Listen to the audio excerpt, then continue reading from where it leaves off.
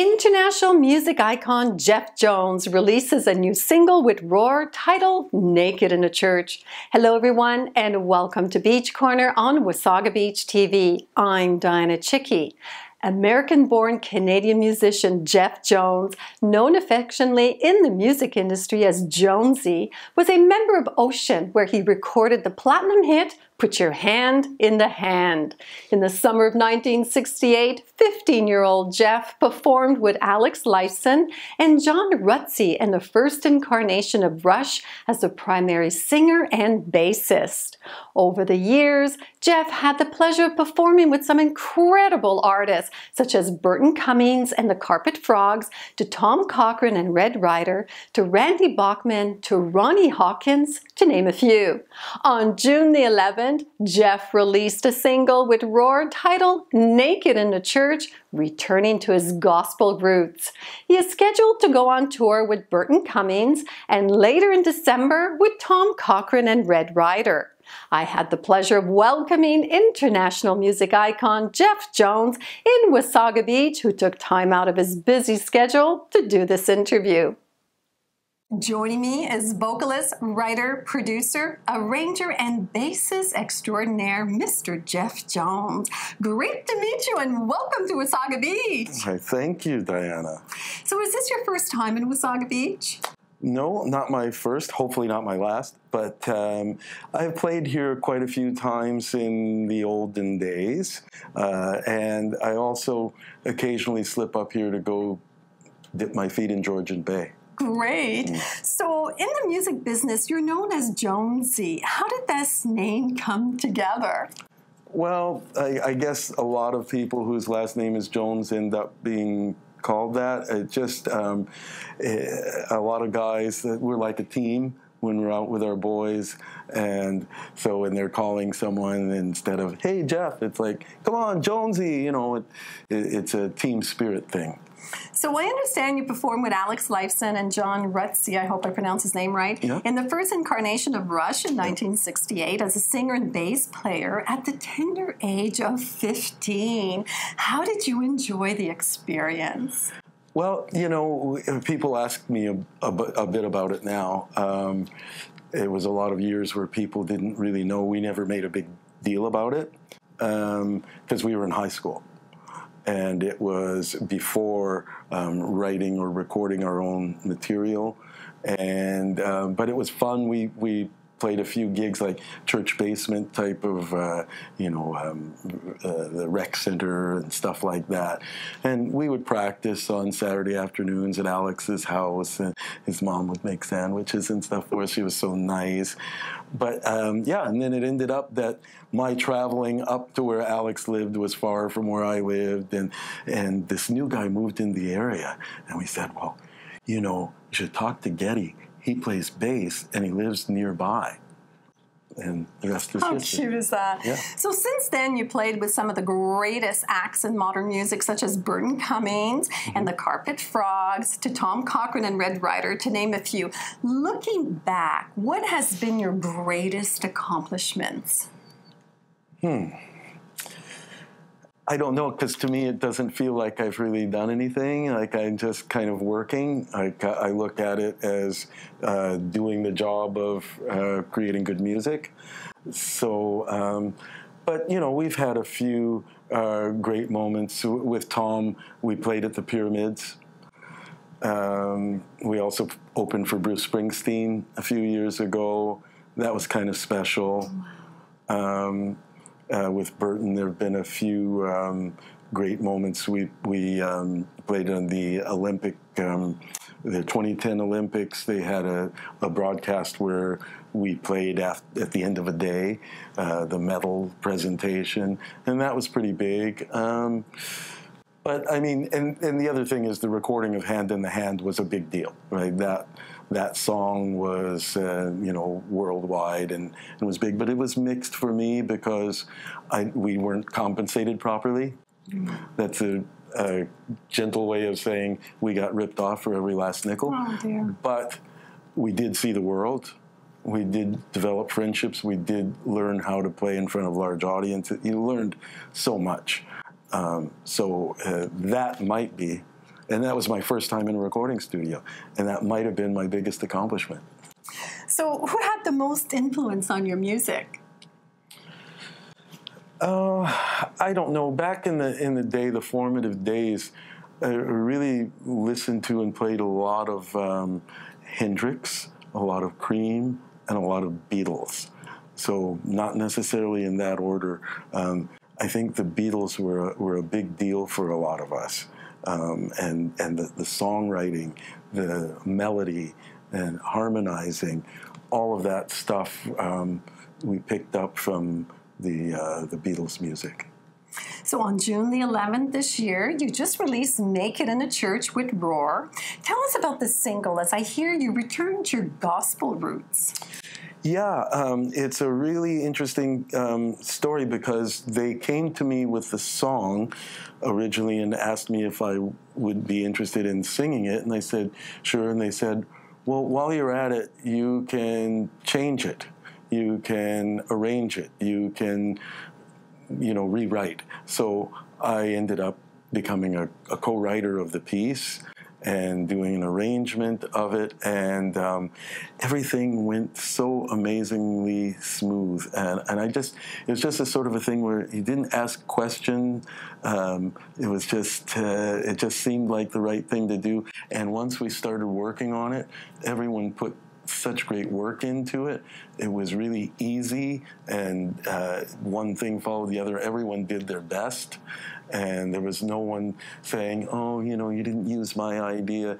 We used the best ideas, and it came together really quickly, and just really enjoyable even to listen to it now. And who forms part of Roar? Well, there's Dave Patel on drums, a great drummer that I didn't know before, and I had no idea. He's a great drummer and a great friend now. There is a guitarist named Greg Keys, and we brought in a keyboardist that is Peter Kadar. Okay. And we brought Dave's wife, actually. Her name is Wendy, and she ended up doing background vocals with me on the track. And, and what I was saying before is that I didn't know any of these people before, and except for Peter, the keyboard player.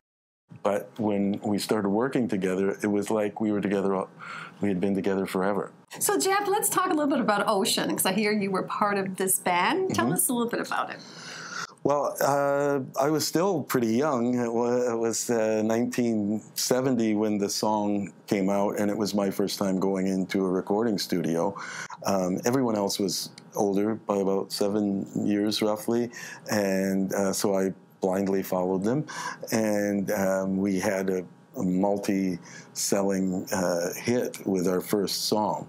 Wow. So it kind of took me back, because I was only, by the time it reached number 2 on Billboard, I was 17. Wow. So what's the title of that song? Put Your Hand in the Hand. Okay.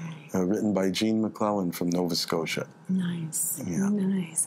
So coming back to Naked in a Church, where did you get the inspiration, as your lyrics refer to a man realizing what life is all about? Yeah, it was interesting, because they came to me with the song partially written, and gave me the opportunity to kind of get under it, tear it apart, and put it back together. And that was a part that was already in there, but I addressed it in a way that was more personal for me. And that's sort of where I am. I'm a spiritual person, and I'm following that path. So it was very easy to sort of talk about it in music and enjoy joy. Enjoy joy. I like that. So the journey that was making this new single, is there something you learned about yourself, or about yourself as a bassist? Wow. Well, about myself, I actually learned about hearing what the song was, finding the root of that song, and trying to enhance that. And I also, I don't know, I just, as far as playing, I certainly, I really made an effort to keep it simple, and I went back to something I was told when I was 16, and that was, use the KISS method, keep it simple, stupid. Don't try to, because when you're young, and I was pretty flash, I knew how to play fast, and so I tried to play a whole bunch of notes, and they were like, no, just nice and easy. It's going to translate better on a recording. So I did that, and I was able to hold on to that when we were working recently, and it doesn't mean you go soft. You're still fairly definite and committed to what you're playing, but it doesn't have to be a lot. You can let the instruments speak, let the song speak. And I found that after I had done the basic track with the bass, because I left it a little sparse, the vocal and the lyrics had more room. And the few little flourishes that were on bass actually coincided with the vocal. Nice. So this song was recorded at the world-renowned Metalworks studios. How did you enjoy the production process? I love working there, and a little aside, back in 1982 into 83, the Red Rider album, Neruda, was recorded there, and it was actually the first album recorded at Metalworks. And so I had a real comfort. Over the years, I've had other recordings there, but this was special because I was coming in and being the artist and stuff, but I was very familiar with the surroundings and the people, and so it was really good for me. So you're gearing up for a tour with Burton, Cummings, and Tom Cochrane with Red Rider in December. So what are you looking forward to? Oh, we always get out with our boys, and I've been very fortunate to work with two great Canadian artists. Learned so much about singing and songwriting from these two guys. And so what I look forward to is, what we all look forward to is that camaraderie. We know the music is there, and the audiences, we just appreciate them so much. But the other thing that we appreciate is the time we get to spend together when we go out to do shows. We always try to get into a place a night early, find the best restaurant, get a good meal, right? Now, right, in the old days, I don't know what we did, but now it's all about, well, where's the best meal? And let's enjoy ourselves and have good food. And that's it. So what has been the greatest benefit in making a living in music? Is there one? That's good. That's good. I like it. I'll take that. Yeah, I was going to say, don't try this at home. Folks, no, well, you know what? It's the fact that I've been lucky, so I'm able to, I've been supporting myself through music since I was 16. And not many people get an opportunity to do that. So I'm lucky, but I worked really hard. And what I tell kids, and I'll talk to any young kids, and I'll always tell them, go ahead and follow your passion. If you want to play music or act or dance, go ahead and do that. But don't turn your back on your education. And you'd be surprised, with time management, you can actually accomplish both. And if something takes off for you, then you have choices to make, but that's a happy thing. You have choices to make. But you can attain your education as well as do art. And I always tell kids, go ahead and do it. Study art, study music. Go ahead, enjoy it. So where can we find more information? I would, if I were you, I would go to jeff-jones.com on the internet, and you'd probably find out pretty much everything I'm doing today. Excellent. Do you have any Facebook, social sites? Unfortunately, I'm not on the social media sites. Okay, so the website. Excellent. Yeah. So thank you, Jeff, for being my guest and for taking the time to meet me in Wasaga Beach. I appreciate it so much. Thank you so much. Thank you for watching. For more exclusive interviews with your favorite celebrities, check out Beach Corner on Wasaga Beach TV. I leave you with a music clip from Jeff Jones. Bye-bye, everyone. Shine